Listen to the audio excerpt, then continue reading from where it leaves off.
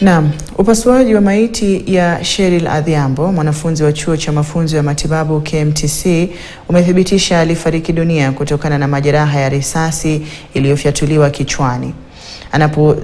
Wanapatholojia wamebaini kwamba risasi hiyo ilipenya upande wa kushoto wa kichwa na kutokea nyuma, huku ikipasua sehemu ya ubongo.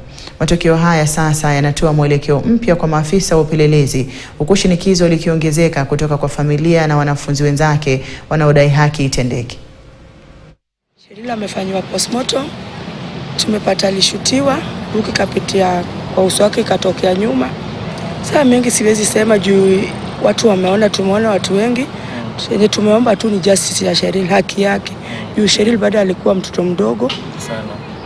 Bado alikuwa mtoto mchanga. The pathologist has confirmed that the cause of death was head injury as a result of a single penetrating gunshot wound.